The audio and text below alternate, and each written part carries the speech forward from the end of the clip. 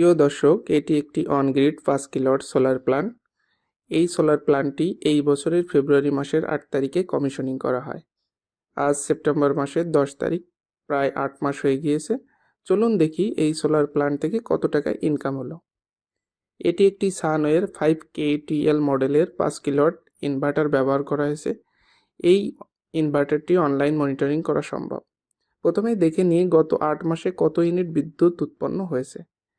ফেব্রুয়ারিতে 368 ইউনিট, মার্চে 551 ইউনিট, এপ্রিলে 536 ইউনিট, মে মাসে 509 ইউনিট, জুনে 437 ইউনিট, জুলাইতে 675 ইউনিট, আগস্ট মাসে 529 ইউনিট, সেপ্টেম্বরে 533 ইউনিট। এবার দেখি মোট কত ইউনিট হলো।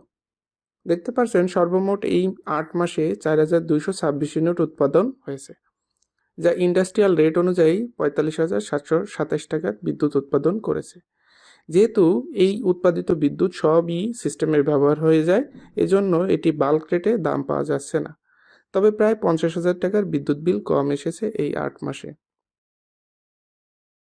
প্রায় 2025 কেজি কার্বন ডাইঅক্সাইড ও প্রায় 3টি গাছকে রক্ষা করা গিয়েছে। এখানে আমরা বাণিজ্যিক রেট 11 টাকা 36 পয়সা ব্যবহার করেছি। রেট পরিবর্তন হলে এখানে সে অনুযায়ী রেট বসিয়ে একইভাবে বিদ্যুৎ কত টাকা উৎপাদন হলো সেটা তুলনা করা যাবে। এই সোলার প্ল্যান্টটি বসাতে প্রায় 3 লক্ষ টাকা খরচ হয়েছিল। এই 8 মাসে প্রায় 50,000 টাকা উঠে এসেছে। আপনারাও এমন নেট মিটারিং সোলার প্ল্যান্ট স্থাপন করতে পারেন। কিভাবে করবেন জানতে এই ভিডিওটি দেখতে পারেন। অনলাইন মনিটরিং কিভাবে করা হয় জানতে এই ভিডিওটি দেখতে পারেন। ভিডিওটি ভালো লাগলে লাইক, কমেন্ট ও শেয়ার করুন। পরবর্তী ভিডিওগুলো পেতে চ্যানেলটি সাবস্ক্রাইব করে পাশে থাকুন।